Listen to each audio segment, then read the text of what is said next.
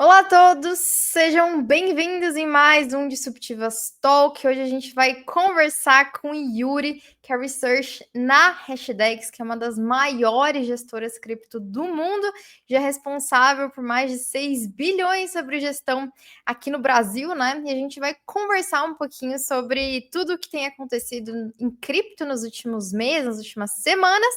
E assim, quero agradecer duplamente o Yuri por conversar com a gente. Ele está no primeiro dia de férias dele, então merece um duplo agradecimento aqui. Seja muito bem-vindo, Yuri. Obrigada pela participação. Imagina, obrigado a você, Rafael, pelo convite. É um prazer enorme estar aqui com você.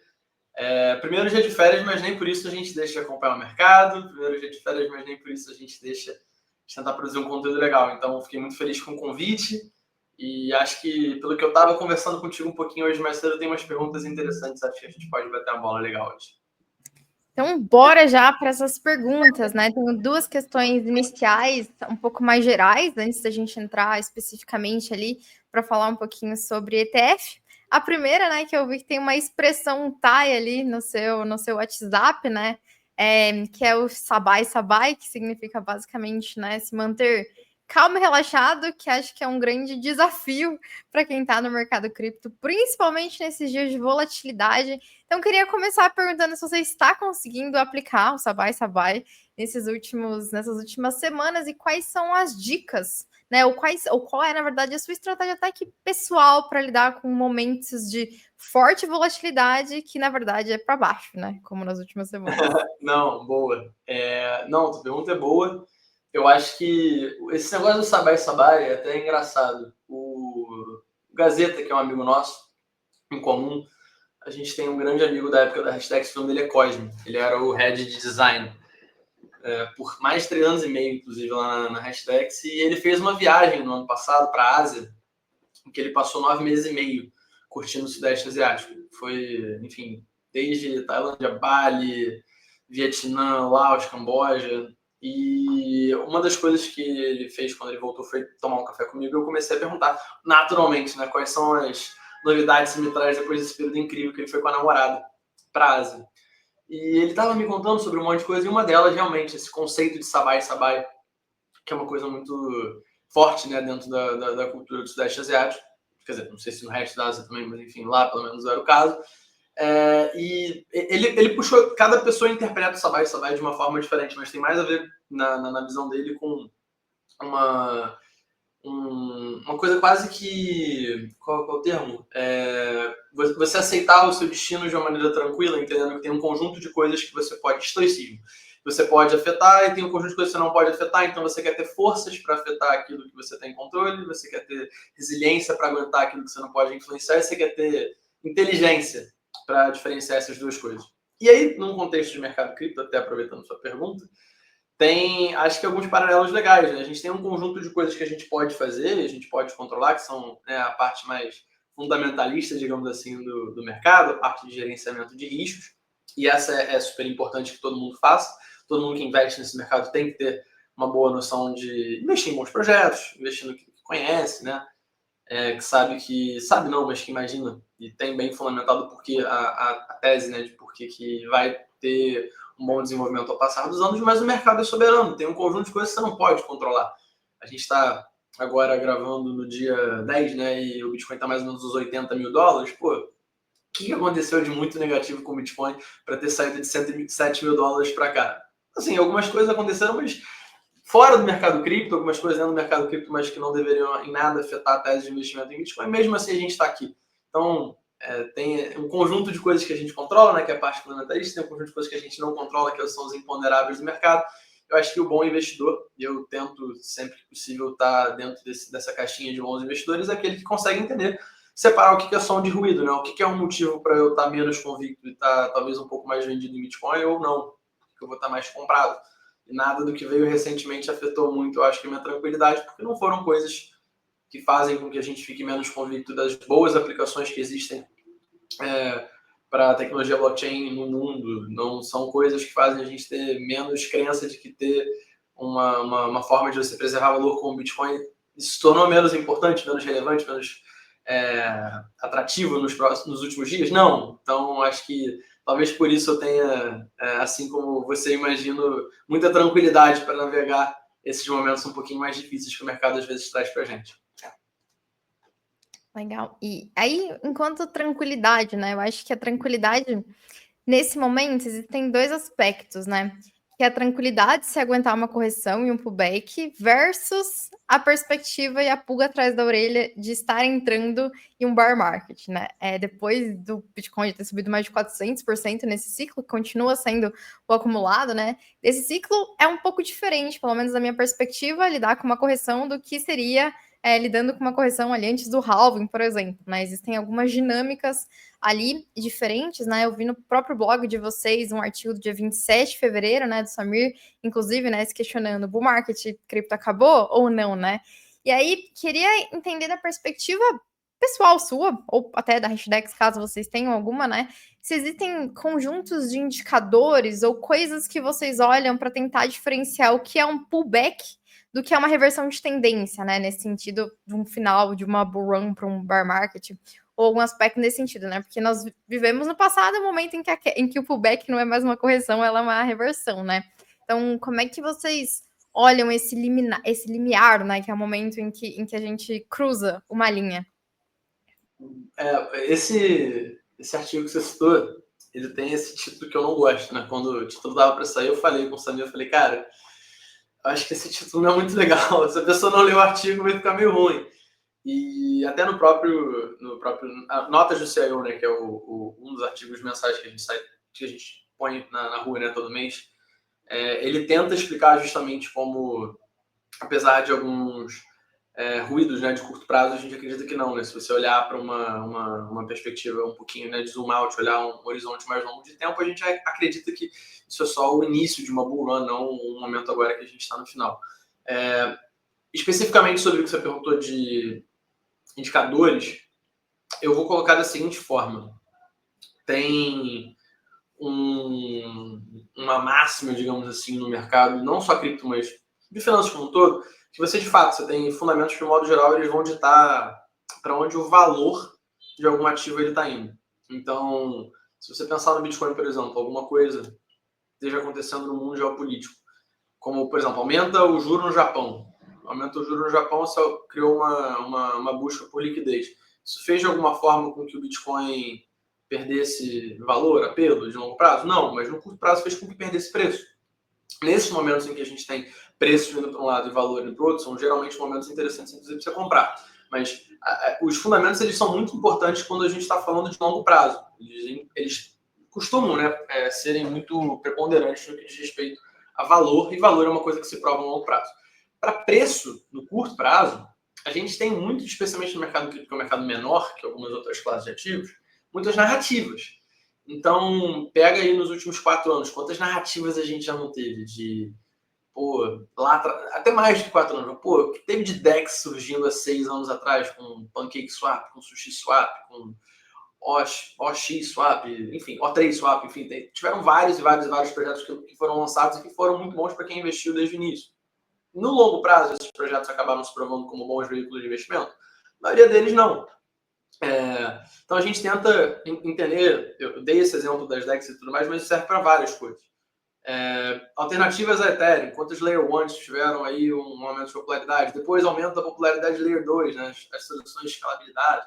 Então, depende muito do que você está falando. Como investimento de longo prazo, de modo geral, a gente olha mais para fundamento, olha para métricas diversas aí que você, inclusive, está mais do que versado. Você faz vários posts interessantes no LinkedIn falando sobre métricas on-chain. São para essas que a gente olha, né? Seja as métricas pertinentes a uma plataforma de contratos inteligentes, que nem a Ethereum, que nem a Solana, ou então métricas que avaliam, sobretudo, a segurança da rede, a eficiência da rede do Bitcoin, como, enfim, uma boa plataforma tecnológica que você consegue fazer registro de informação. Então, assim, para o que é análise fundamentalista, a gente sempre olha mais para essas. Mas quando a gente olha para cenário, a gente tem que olhar para outras coisas também. Eu falei agora do Banco do Japão. O que o Banco do Japão tem a ver com o Bitcoin? Em teoria, nada, mas macro afeta, risco geopolítico afeta. A gente teve agora, recentemente, eu estava ouvindo um podcast até do Flow, né, do aquele Rock, falando sobre a questão da Ucrânia, nos Estados Unidos. Tudo isso afeta o preço dos ativos, tudo isso afeta liquidez global, e os ciclos de liquidez global sempre foram uma proxy muito boa para entender como é que vai ser o comportamento, né, de preços dentro do mercado cripto. Então, tudo isso, macro, fatores exógenos, sejam eles quais forem, eles podem, de alguma forma, contribuir para narrativas que vão fazer preço no curto prazo e que nada tem a ver com o que vai estar acontecendo com o Bitcoin numa tendência de mais longo prazo, se você olhar para até para 2025 como um todo, não precisa nem ser 4 anos, 5 anos, 10 anos. Então, assim, o que a gente faz no curto prazo? A gente olha para todas as coisas. A gente olha para macro, a gente olha para conjuntura nos Estados Unidos política, a gente olha para como estão as guerras, conflito, como é que está o ciclo de liquidez global, como é que está, enfim, até mesmo as métricas fundamentalistas também, elas são importantes para a gente entender se tem algum tipo de nova tecnologia. A gente teve lá atrás, no ano passado, né, Ordinals, sendo um propulsor muito grande para ter aumento na atividade da rede. Isso é uma coisa que, pô, não somente quem está querendo ganhar um dinheiro fácil e rápido, vendendo, flipando NFT, tem interesse, mas não, isso gera demanda de uso pela rede, isso gera acúmulo de taxas sendo geradas na rede de Bitcoin. Isso é uma métrica fundamentalista, mas é uma métrica importante. Acompanhar, por exemplo, como isso diminuiu de um ano para cá, também é uma coisa importante. Mas veja você, se a gente for pensar nessa métrica fundamentalista, né, de quanto a gente tinha de taxa sendo acumulada nos blocos do ano passado para cá, diminuiu. E mesmo assim o preço teve uma performance maravilhosa, porque tem entrada de ETFs, enfim. Para fazer a análise mais completa, a gente precisa de todos os dados. Mas no curto prazo, cara, o mercado é extremamente sensível ainda, extremamente sensível a cenário geopolítico, extremamente sensível à política a política monetária norte-americana, é extremamente sensível em relação a uma série de coisas que essas sim a gente acaba tendo que fazer como se fosse um ajuste no meio do slackline. A gente sabe de onde a gente está saindo, para onde a gente quer chegar, mas tem essas bambeadas para cá e para lá que a gente tem que se equilibrar para poder, enfim, não se perder, não perder um pouco do fio da meada. E uma curiosidade, você acha que nesse ciclo nós estamos mais sensíveis ou em ciclos passados talvez a gente não percebesse tanto? Porque esse é um aspecto curioso, que se a gente olha no longo prazo, por exemplo, o gráfico do M2 com o Bitcoin, parece que talvez ele até fosse soberano ao halving, mas existe uma coincidência temporal. Mas, ao mesmo tempo, nos ciclos passados, pouco se falava sobre M2 e sobre questões macro.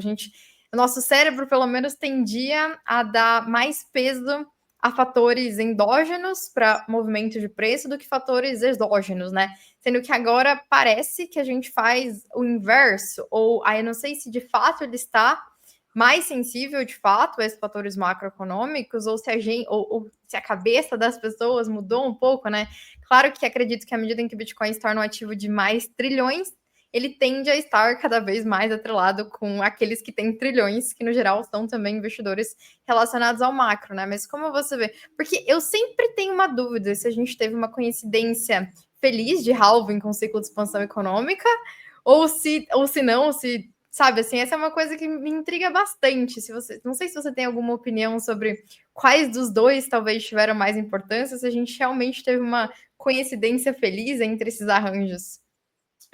Eu acho que a tua pergunta é muito boa. Primeiro, porque você respondeu parte dela. Quando o Bitcoin era um ativo cujo mercado endereçava, o market cap, né? O tamanho de mercado total, ele era desse tamanho, ele tinha uma dinâmica. Com esse tamanho, ele tem outra dinâmica. Então, até o perfil médio do investidor, né? Você não tinha investidor institucional há 5 anos atrás, ou oficialmente, pelo menos, não tinha. Hoje em dia, você já tem um veículo através do ETF em que tanto empresas quanto governos até podem, de uma forma simples, segura e regulada, entesourar, né, um ativo que te dá exposição a Bitcoin. Mas pega um exemplo legal, ciclos do halving que você citou. O que teve no ano passado? Teve halving em abril, dia 20 de abril, correto? O que teve também no mesmo ano, no finalzinho do ano? Você lembra o que aconteceu em novembro? O que aconteceu em novembro? Dia 5, o que aconteceu em novembro? Dia Estados 5 Unidos. de novembro? Meu Deus, o que aconteceu? Não Trump, lembro. Trump eleito. E não sei se tá.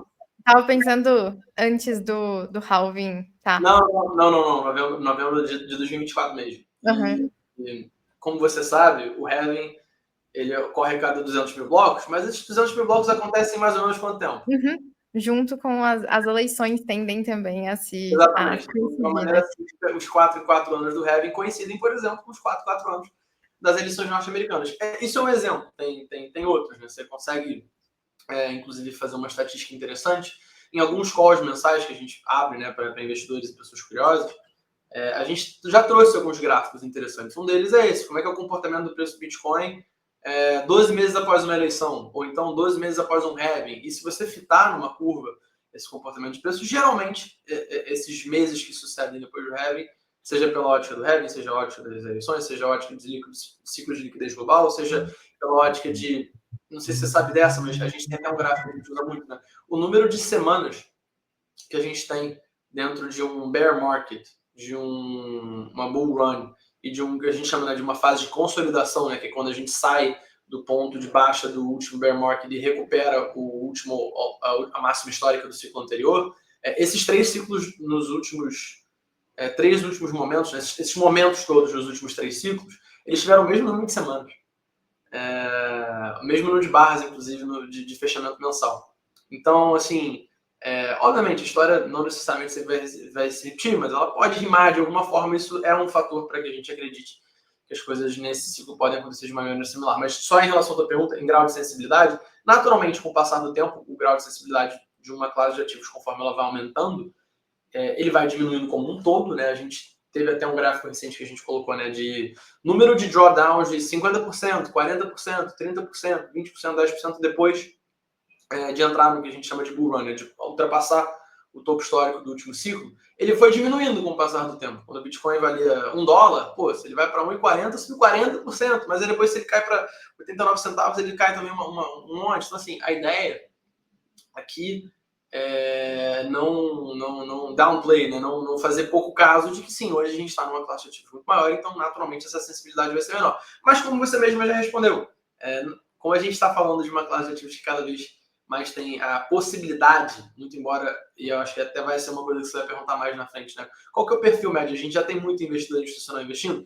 Não tanto, mas o perfil médio da pessoa que investe em Bitcoin hoje é um pouco menos nichado do que era há 8 anos atrás, há 7 anos atrás, há 5 anos atrás, e um pouco por isso a gente acha que esses outros fatores que configuram, né, a tomada de decisão do investidor médio hoje cada vez mais, olhando para juros nos Estados Unidos, olhando para como é que está o cenário geopolítico, como é que está, não só juros nos Estados Unidos, mas como é que está a política monetária na Ásia, como é que está enfim, política de comércio internacional, China e Japão, como é que está Rússia, Europa, enfim.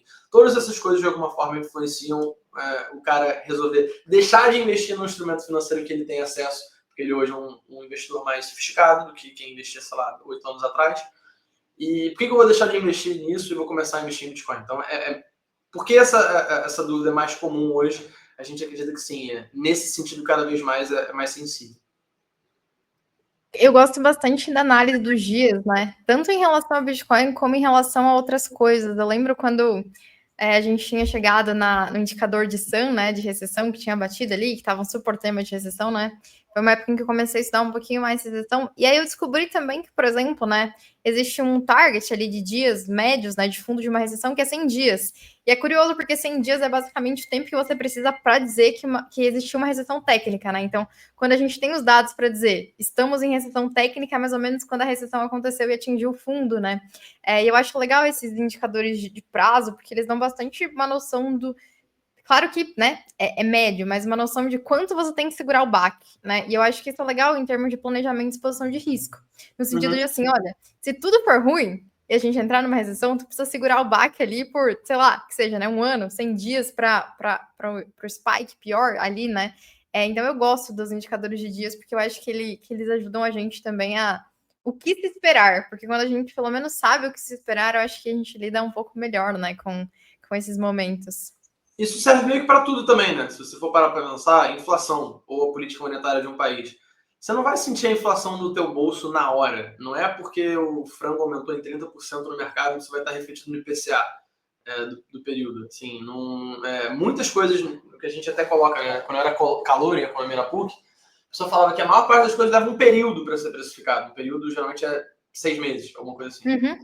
Então, a gigantesca maior parte das coisas que a gente vê na sociedade, elas não estão imediatamente refletidas ou imediatamente percebidas, ou até é um trabalho muito difícil, né, de alguém que trabalha numa cadeira de Banco Central, alguma coisa do gênero, porque você meio que está reagindo a coisas que aconteceram há 3 meses atrás, ou há 6 meses atrás, ou um ano atrás, os efeitos observáveis eles têm um lag, tem um delay para efetivamente fazer efeito, e aí quando você começa a tomar a sua medida, você tem que levar em consideração que isso também vai levar um tempo para ser observável, e aí você não sabe se daqui a esse tempo que passar, se a conjuntura vai ser a mesma. Então, assim, é muito, muito difícil. Eu comecei a fazer um curso de kitesurf no mês passado, e o cara falou a mesma coisa. Quando você vai fazer algum tipo de ajuste na pipa, não é imediatamente que a pipa vai reagir. Então, esse lag temporal, ele exige uma sofisticação na hora de você operar, que realmente não é fácil você trabalhar no Banco Central.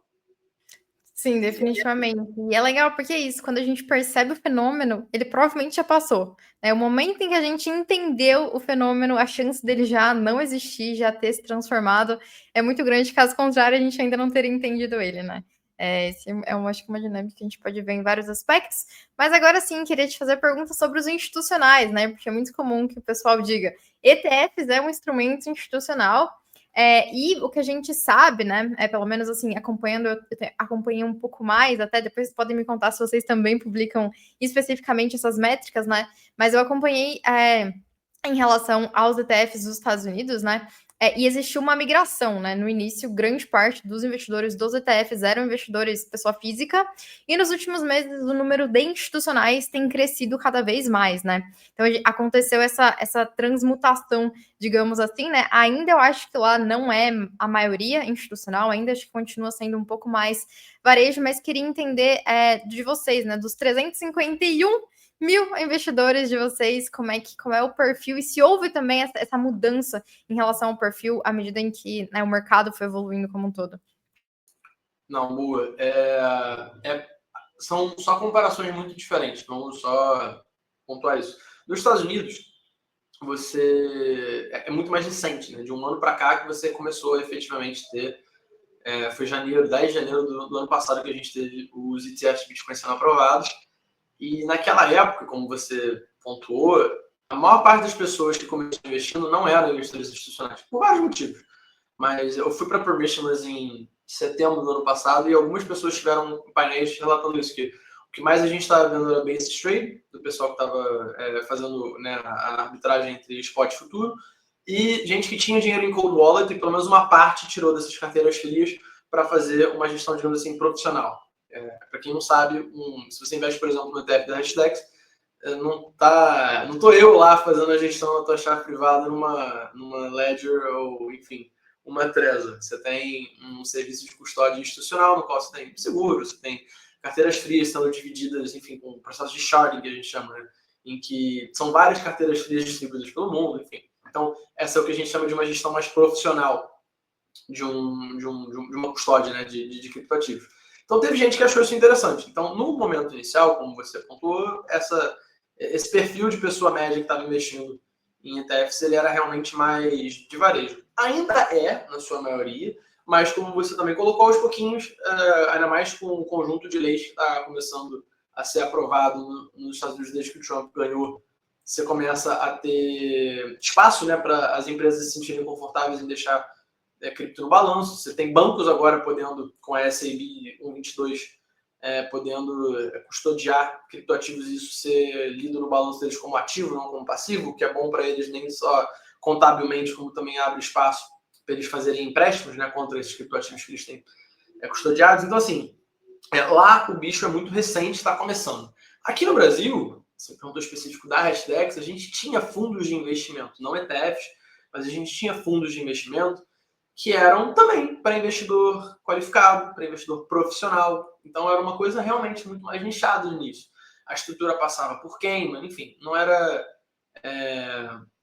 uma coisa que a pessoa média, o average Joe, poderia chegar e falar com o assessor ou então abrir o aplicativo da XP e comprar no home broker. Hoje em dia, já há algum tempo a gente tem na Hashdex os nossos carros-chefes, né, seja o BITH11, seja o Hash 11, né, que é disparado, acho que o ETF mais conhecido que a gente tem, o perfil médio do investidor é varejo. A gente tem 351 mil investidores e definitivamente a maior parte deles, a esmagadora, é de varejo. A gente até tem, obviamente, um contato, né, com investidores institucionais.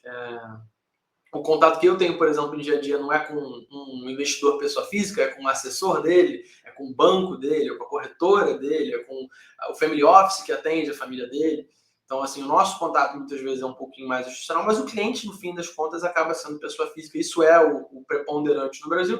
E com o passar do tempo, a gente não vê por que não, conforme algumas travas regulatórias, até aqui no Brasil, e não é nem só regulatórias, mas até alguns preconceitos. A gente tem poucos fundos de pensão, por exemplo, investindo em cripto. A gente viu lá nos Estados Unidos alguns deles investindo em ETFs de Bitcoin, o de Wisconsin, eu acho que até de Ether também está investido, ou de Michigan agora, me foge a memória. Então, assim, tem muitas travas ainda que estão aos pouquinhos sendo, com perdão da redundância, destravadas, mas está bem no início. Então, assim, o perfil hoje no Brasil e na América Latina como um todo é muito varejo, e nos Estados Unidos começou sendo assim também, mas lá com essa abertura maior, esse ambiente regulatório mais amigável que o Trump está trazendo, aos pouquinhos promete ser cada vez mais institucional também. E essa é uma métrica muito legal em termos de onde a gente está, não no ciclo, mas no ciclo, no sentido do grande ciclo do Bitcoin, né?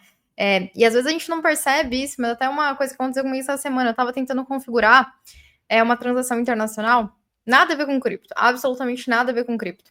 E aí eu recebi uma mensagem do banco, né? Era assim, essas são as taxas, blá. Lembrando que nós não lidamos com Forex, cassinos e criptomoedas, né? E eu achei curioso, assim, como o cripto ainda está dentro de cassinos, né? Ou ainda tem esse estigma, né? E eu fiquei pensando, caraca, a gente está falando de uma indústria inteira, né?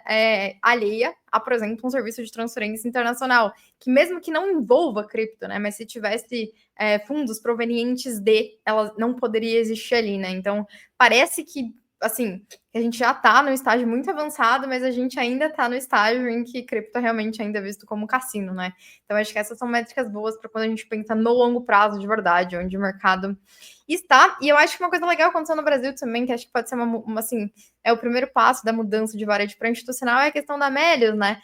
Se tornando, então, a primeira empresa. Assim, a Yubi, na verdade, no ciclo passado já tinha feito alguma coisa, não sei se eles deram muita sequência a isso, né? Mas no momento em que uma empresa fala, vou adicionar aqui no meu balanço, né? E acho que pode ajudar a vir a mudar um pouquinho aí o perfil dos investidores de vocês, né? E agora um tema um pouquinho mais, assim, complicado, que é Bitcoin versus altcoins, né? Assim, se não estamos no bear market do Bitcoin, talvez estejamos dos altcoins quando a gente considera a porcentagem ali, né? Eu tenho talvez uma tese, assim, uma prototese de que a gente pode estar vivendo um momento em que talvez Bitcoin e altcoins se consolidem como coisas diferentes, que se caminham diferentes, né? Tal como, por exemplo, ouro e ações, que são coisas, enfim, que tem ali também uma relação, mas que não caminham tão parecidos, né?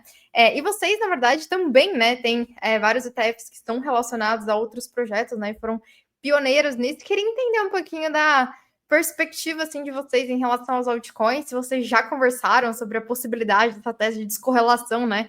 Entre o que é o Bitcoin, o que é, principalmente agora, né, com essa questão da reserva diferenciando isso, mas em termos de movimento mesmo, assim, de mercado, como é que está sendo lidar com também ETFs de altcoins, né, nesse momento um pouquinho delicado para elas? A pergunta é super válida e eu acho que essa diferenciação, ela meio que já foi antecipada. Eu não quero dar um tapa nas minhas costas, mas a gente faz todo ano um documentozinho que é o Outlook para o ano seguinte, né? No Outlook para 2025, eu foco mais em plataformas de contratos inteligentes e os tokens de DEPs. Então, de uma forma muito rude, vulgar, isso é quase tudo menos o Bitcoin, né? Se não é Bitcoin, de um modo geral, são Layer 1 e Layer 2, são plataformas de contratos inteligentes, e as aplicações que nelas vivem.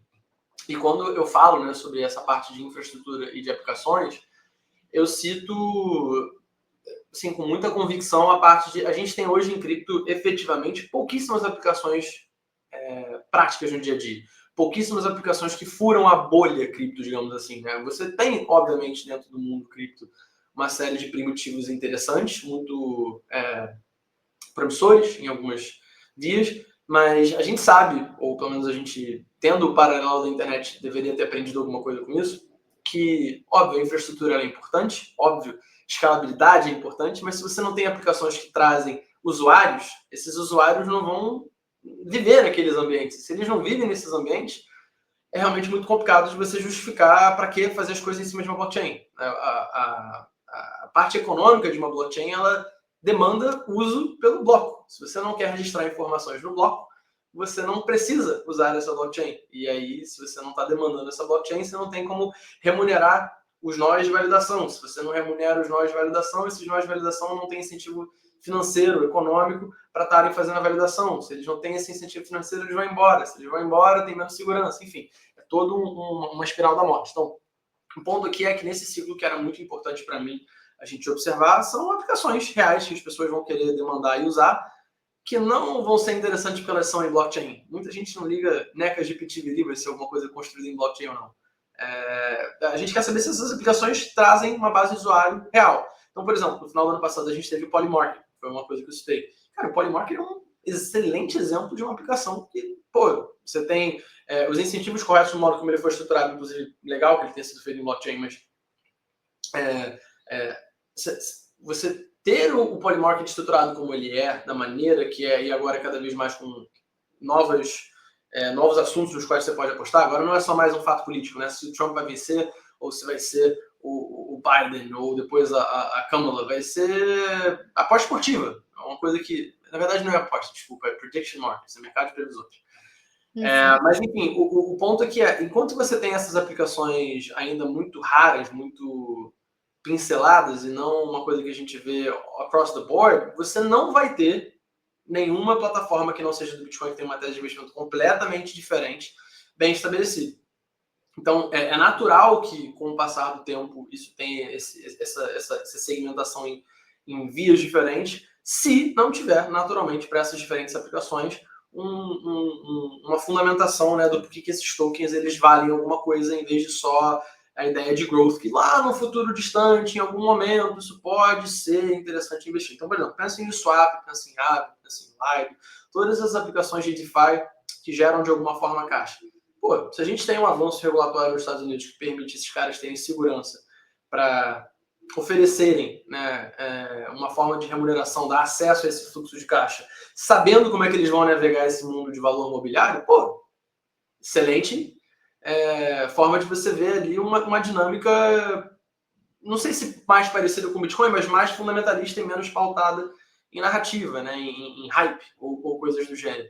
Se você vê uma plataforma de contratos inteligentes como a Ethereum, como a Solana, vendo esse ecossistema de diferentes aplicações nascendo e as pessoas demandando aquele bloco, né, registrar essas informações, se a gente começar a ver redes sociais, se a gente começar a ver jogos se tornando prominentes, né, nessas redes, que a pessoa vai querer usar, não porque, pô, olha que disruptivo que eu sou em blockchain, mas não, porque eu não gostei do Instagram, porque ele não deixa eu fazer a ABCD coisa. Então, se eu quiser sair do Instagram, eu não posso levar os meus seguidores comigo, eu não posso levar as minhas fotos, minha propriedade intelectual comigo. Então, eu vou criar em alguma coisa que o Landster tá me permitindo fazer aqui do Lens Protocol, porque é o que eu quero, ou do Scar, enfim, o que for. Mesma coisa, se eu for querer jogar um jogo, eu não quero saber se esse jogo me dá uma experiência em blockchain, não. Eu quero saber se o jogo é legal. Se eu gostar desse jogo, então eu vou demandar com várias microtransações a blockchain da Solana, ou a blockchain na qual eu estiver registrado. Então, assim, enquanto a gente não vira essas aplicações gerando caixa, demandando usuário e fazendo com que tanto a blockchain na qual elas são registradas quanto o próprio token, né, do jogo, ou do DEP, ou do que for, tendo uma demanda real e bem fundamentada, esses caras aí podem valer qualquer coisa. E de um modo geral, se você tem um veículo de investimento que não tem motivo nenhum para você segurar, quando você está numa hora do aperto, você vende. Você está com uma busca por liquidez, você vai vender seu token, pô, eu não quero citar projeto nenhum para ficar meio chato, mas seu Yuri Token ou seu Bitcoin? Você vai vender o seu Yuri Token porque ele não vale nada. Você está especulando ali. Se ele daqui a 10 anos vai valer 50 milhões de vezes mais. Mas na hora do vamos ver, na hora que aperta, você vai vender aquilo que você tem menos convicção. Então, a maior parte desses tokens, eles, que não o Bitcoin, eles não têm um valor, e por isso que ao longo do tempo é normal que eles sofram mais, que eles apanhem mais do que o Bitcoin. Eu acho que o último ciclo e até o ciclo anterior, ele foi muito drivado. O anterior por ICOs, o último por especulação e achar que essa alta era meio que infinita depois da pandemia. E a gente viu isso com jogos, né? Tanto de gente que quebrou a cara com Plants vs. NFTs também. Exato. Então, assim, tendo um mercado um pouquinho mais maduro nesse sentido, nesse ciclo, talvez, como a gente já até falou antes, né, com um perfil de investidor também um pouquinho mais maduro, Eu acho que vai talvez dar uma bipartida. Não que não vai ter especulação, a gente continua tendo É porque esse ciclo também foi das memes, né? Em certo sentido. memecoins, RWA, AI, tipo, e o problema não são, memecoins até um pouco sim, mas assim, RWA, AI, o problema não é isso, o problema é você entender, tá, mas esse token ele vale alguma coisa por quê? O que AI tem a ver com isso? A ONU está gerando caixa, fazendo de alguma forma essa tokenização de título de Treasury norte-americano. Tipo, se tem geração de caixa, beleza, de alguma forma, se em algum momento pode ser valioso, tá, mas e se não der? Tem muito token de RWA que não deveria valer nada. Eu estava na Permissions, como eu falei no final do ano passado, e tinha um cara tentando vender aquelas maquininhas para minerar, sei lá, qual moeda. Eu perguntava, mas eu faço o que com essa moeda depois que minerar? Tipo, ele te dá várias oportunidades de você comprar mais coisa dentro do nosso ecossistema, mas se eu não quiser estar dentro do seu ecossistema, se eu quiser, sei lá, comprar bens e serviços no meu final de semana, se eu quiser viajar para Hong Kong, se eu quiser comprar um sanduíche, se eu quiser dar um passeio de barco, o que eu faço? E você vende, tá, mas então por que a pessoa vai segurar na carteira dela? Se todo mundo vender, o token vai para zero. E eu fiquei aqui 6 meses para ter meu break-even desse investimento que você está falando que eu preciso minerar isso aqui. Para quê? Para torcer para aqueles 6 meses eu não ter perdido dinheiro? Então, assim, muito projeto muito mal desenhado. E isso acaba fazendo com que sim, as altcoins acabem sofrendo um pouquinho mais. Não são todas, eu citei algumas aqui, né? No mundo de DeFi, falei de plataformas de contratos inteligentes que a gente acha que tem uma demanda, né, já bem consolidada pela rede, que tem algumas aplicações que ou estão aí há algum tempo ou estão surgindo. E nessas aí a gente tem, como você falou, né, uma exposição. Quem quiser investir em tokens de plataformas de contratos inteligentes, a gente tem um ETF para isso. Quem quer investir em tokens de DeFi, a gente tem um ETF para isso. Mas, enfim, não sei se eu viajei muito, isso é um pouco da tua pergunta, mas a ideia é por que a gente está observando essa diferença dinâmica? Porque a gente tem uma tese de investimento bem fundamentada, que é a do Bitcoin, e várias outras teses de investimento que não são nem muito claras em alguns projetos. E, para mim, parece razoável que por isso elas sofram mais em momentos de busca por liquidez ou incerteza. Ótimo. Concordo, assim, né? E acho que muitas pessoas, inclusive, acham que eu sou maximalista, né? Porque eu falo pouquíssimo, nunca falei muito sobre outros projetos, né? Tem alguns poucos projetos que eu gosto muito, né? Até falar, por exemplo, um dos projetos que, assim, que para mim tem sentido em termos de geração de caixa e tokenomics é o da Jupiter, por exemplo, né? Eu adoro que eles tenham um vault formado por stablecoin, Bitcoin, Solana, gostaria que eles adicionassem ouro lá. Adoraria que tivesse, inclusive, né? Assim, e aí você realmente faz, cara, um negócio em que as pessoas usam, em que você não precisa estar exposto aos memes para ganhar pela hype do meme, porque à medida que aquilo é negociado, vai gerando as taxas que você usa para comprar coisas que você acredita mais, né? Bitcoin, stablecoin no final do dia, assim. Então tem alguns poucos projetos assim que eu acho que estão conseguindo, né? Eu sempre adorei os projetos do mundo real. Que, infelizmente, por exemplo, foi um projeto que flopou, mas Stepping eu sempre adorei, né? Move to Earn, tem um outro de Solana, que é o da Kuds, né? Que é um anelzinho para você fazer tracking de atividade física, né? Que é uma coisa que eu pagaria já no mundo real, e se aquilo for em blockchain é um bônus, né? Mas exatamente esse processo, assim, o que eu quero no mundo real. Se aquilo puder, né, ser em blockchain é um benefício, mas são coisas que eu já quereria, né, antes de estar em blockchain, né? Então são coisas que algumas dessas coisinhas assim, mas realmente quando a gente olha o mercado de forma geral, né, acho que é mais uma vez uma lição, né, para todo mundo entender que, assim como tudo, na verdade, né, quando a gente olha, sei lá, quais empresas estavam no SP500 no passado, não são todas que estão agora, né, então isso é uma verdade para absolutamente qualquer mercado, né, grande parte Em das 99 empresas. só tem uma. Se você for pegar as 10 primeiras empresas que estavam no S&P 500, a gente até já trouxe isso. Tinha uma empresa que é a Microsoft. Todas as outras não estão mais lá. E a maioria delas, inclusive, pelo contrário, teve um drawdown muito forte ao longo dos últimos anos. Várias delas quebraram. Sun Ecosystems. Não precisa nem ter quebrado, mas pensa, Yahoo. Alguém tivesse investido lá atrás, não estaria satisfeito com o investimento hoje? Não. A gente tenta vender um pouco da narrativa de índice até com base nisso, né? A pessoa que investiu no S&P 500 teria ganhado dinheiro, mas quem tentou fazer o stock picking teria errado em 9 das 10 do top 10. Então, desculpa, você estava dizendo? Não, mas é exatamente isso, né? Eu acho que eu também gosto da ideia de índice exatamente por isso, né? A chance de você acertar individualmente é muito menor do que se você entrar no setor, né? Então a gente pode dizer ao mesmo tempo, o mercado cripto vai chegar a muitos trilhões, mesmo que 99% das empresas que estão ali vá valer zero no futuro, né? Essas duas máximas, elas são verdadeiras, e quando as pessoas percebem isso, elas começam a entender um pouquinho da dificuldade de se acertar, né, algumas específicas ali. Mas em relação ao futuro, quero que você conte um pouquinho assim pra gente o que é o futuro dos ETFs para vocês, né? Eu tenho acompanhado algumas coisas que o pessoal tem dito, né, em relação ao que eles esperam do futuro do ETF americano, né? Uma das coisas que eu vi que eu acho que talvez vocês não tenham também, me diga, né, se eu estou errada, que é a questão do redemption, né? De você poder sacar direto em cripto, por exemplo, né? E não só na venda do share, né? Tem isso, tem a questão dos stakes, né, dos ETFs, tem a questão de alguns mix, né, de ETF, por exemplo, Bitcoin, ouro. Eu cito muito o caso do ouro, porque é um caso que eu gosto, tá?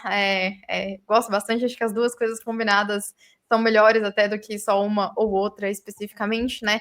E assim, de novo, né, para quem não conhece aqui a Hashdex, acho que é importante dizer que vocês estão na vanguarda e muitas das coisas que não aconteceram em outras partes do mundo, vocês já fizeram. Então, acho que por isso que essa pergunta é até mais importante, né? O que é o next level dos ETFs para vocês? A pergunta é ótima. Você falou várias coisas que me deram insights, eu vou tentar lembrar de todas. Então, por exemplo, o que você falou antes de staking? Do In-Kind Redemption, né? Que é sacar direto. Isso. A gente viu, logo depois que teve a posse do Trump, no dia 20 de janeiro, algumas primeiras resoluções sendo implementadas, né? Aquela Crypto Task Force da SEC, né? Com a Hester Peirce.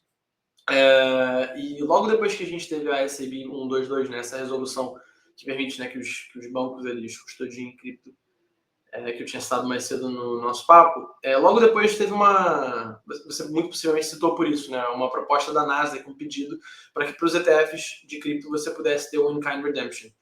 Isso é muito bom por vários motivos, desde operacionais até a praticidade de você poder, né, fazer com que bancos comecem a operacionalizar cripto de uma maneira mais nativa, cada vez menos um bicho de 7 cabeças, cada vez mais é uma coisa que eu quero ter, quero saber mexer, quero saber operar. Então, assim, no futuro a gente acredita, inclusive no futuro próximo, a gente acredita que possa ter esses in-kind redemptions. Eu acho que sim, isso vai ser muito bom para o mercado como um todo, como eu falei, sobretudo uma questão de eficiência operacional, você ter que vender a sua posição no ativo para trocar isso por dinheiro, para depois mandar o dinheiro. Isso não gera custo, gera ineficiência às vezes de resgate temporal, é ruim para o cliente, não é legal, até para a própria instituição não é ideal. Antes não podia ter custodiado, como agora pode, é uma coisa que dá para fazer. E também, assim, sendo muito honesto, se você for sobre staking, por exemplo, a gente faz staking dos nossos produtos já há algum tempo. Mas todas essas pequenas coisas, eu acho que elas são um prelúdio para o futuro do que a gente imagina que vai ser a bolsa toda, seja Brasil, Estados Unidos, toda on-chain. O ETF, o próprio Marcelo, não sei se você vai se recordar, que é nosso CEO, na Ethereum Rio de 2022, o nome do painel dele era A Morte dos ETFs de Cripto. E o pessoal chegou assim, todo mundo tinha um PPT bonitinho, o Marcelo trouxe um livretinho só para lembrar talvez algum bullet point aqui que ele queria falar, mas ele entrou no palco e falou, cara, assim, a gente entende que ETF é uma coisa super importante, que é uma ferramenta fundamental para que talvez tua avó possa investir de uma maneira simples, segura e regulada, talvez para o teu tio, que é super cético em relação a cripto, para ele poder perguntar para o assessor dele como é que ele faz, para ele investir numa plataforma que ele já conhece, da Genial, do BTG, da XP, do Itaú, do Nubank, enfim, sei lá qual é a plataforma que ele vai querer investir. E isso é muito legal, é muito bacana, mas isso não necessariamente é o futuro. A gente entende que todas essas aplicações financeiras que a gente tem hoje são um meio do caminho, né? Uma ponte entre o que o investidor hoje precisa fazer para poder ter uma exposição a cripto e o que ele vai poder no futuro fazer. A maior parte, inclusive, hoje das formas que você tem de exposição a cripto, ela exige muito de você numa ótica tecnológica, né, para você saber fazer gerenciamento de chave privada, para você saber operar uma hardware wallet, para você saber fazer uma bridge, para você saber, enfim, fazer um monte de coisa. Você tem que ter algum nível de desembaraço, algum nível de experiência, saber mexer na internet, que seja uma coisa que muito investidor não faz bem. Então, a gente ajuda esse cara e, ao mesmo tempo, a gente ajuda o cara que, imagina, eu vou comprar numa corretora não regulada, aí tem um hacker que perde seu dinheiro, poxa, ruim para cripto, né? Ruim para o investidor, ruim para todo mundo. Então, como é que você faz de uma maneira que seja simples, como o cara que não tem desembaraço tecnológico precisa, mas que também seja seguro, que seja regulado, que ele possa se sentir confortável? Porque, pô, se você não tem um meio simples, seguro e regulado, você até investe em cripto, mas você põe R$100, você põe R$1.000, você põe R$10.000, você não põe 10 bi. Então, como a gente quer os caras de 10 mil investindo, tem que ter um veículo que seja simples, seguro e regulado. Hoje esse veículo é ETF, mas no futuro a gente tem toda consciência, né, que vai ser on-chain mesmo e não é ruim pra gente. Não estamos preocupados com isso. Estamos olhando com ótimos Espero que olhos. sim, porque os ETFs, inclusive, bagunçaram a análise on-chain bastante, né? Bagunçaram tudo. Tem vários dados que quebraram, inclusive, né? Antes, sei lá, por exemplo, a gente usava o número de carteiras ativas, né? Número de transações. Aí a gente tem bilhões movimentados no intraday. Nos ETFs e on-chain, tem nada. E aí tu não consegue ver, né? Então, acho que até feliz para os... Eu, particularmente, adoro análise on-chain, né? Pra gente vai ser legal, inclusive, acompanhar esse movimento, né? De coisas que eram on-chain indo para Interbooks, né? E depois voltando algumas delas on-chain, acho que seria muito legal acompanhar esse redemption. Mas não só os ETFs, né? Isso acho que até as próprias corretoras, o que a maior parte deles faz tipo uma corretora, ou digamos assim, o back-office de uma gestora, ele funciona muito parecido com uma Layer 2, completamente off-chain. Então ele vai fazer um registro contábil. Imagina, a Rafa vai querer fazer uma compra. Em vez de ela comprar e usar a blockchain do Bitcoin, ela vai comprar um ETF. Então, beleza, anotei ali, Rafa comprou tanto. Aí o Yuri vai chegar e vai querer fazer uma compra. O Yuri vai querer tanto. Eu vou fazer o registro da operação no final do dia. Eu não vou para todas as diferentes operações de pessoas querendo comprar e vender Bitcoin, ou um ETF de Bitcoin, vou fazer uma atualização do estado da natureza da rede, vou registrar isso no bloco. Não é o caso. Então, é como você falou, né? Dá uma bagunçada, mas a gente também até já tinha isso com as corretoras, né? A Binance, ou a Bybit, ou a corretora que for, a Bitfinex, enfim. Ela não é toda vez que você faz uma transação dentro, que você troca de Bitcoin para Ether, ou de Ether para Aave, ou de Aave para Cake, enfim, o ativo que você estiver tradando, você fazer aquilo e isso aparecer numa telinha para você não significa que tem movimentação on-chain. Isso aí é movimentado, de modo geral, periodicamente, ou se você exporta para uma carteira. Aí sim, quando você exporta para uma carteira, eles são obrigados a fazer esse registro. E por isso até que eles cobram uma taxa relativamente alta e relativamente fixa, porque é o custo de você fazer o registro na blockchain. Não é um custo, digamos assim, que vai variar de acordo com uma porcentagem, né? Não é uma taxa de banco que vai variar de acordo com o montante que você está fazendo. Mas perfeito, exatamente isso. A gente tem hoje uma bagunça, talvez se isso voltar para um in-kind redemption seja um pouquinho mais fácil de acompanhar. E pergunta final para você, Yuri. Qual é o tópico, questão, paradigma mais interessante do momento? IA, RWA, Layer 2 do Bitcoin, macro, sei lá, qualquer coisa assim. Qual é o assunto que tem mais despertado a sua atenção e te deixado curioso atualmente? Isso é uma boa pergunta. Você sabe, lá na Hashdex, a maior parte dos nossos produtos e a maior parte de onde está o dinheiro dos nossos clientes está sobretudo em Bitcoin, né? A gente tem no Hash 11, por exemplo, sei lá, 70%, 80% do que tem no PL do fundo é alocado em Bitcoin. O segundo maior produto que a gente tem em investimento é o BITH11, que é um mono asset, né? um ETF só de Bitcoin. Então, quando eu tenho que pesquisar coisas no meu dia a dia, nesse trabalho de research, ele é sobretudo em relação ao que acontece com o Bitcoin, que acontece com o Ether, com o Ethereum, de modo geral, não só com o ativo do Ether. As principais narrativas, tem um pouquinho de DeFi, tem um pouquinho o resto.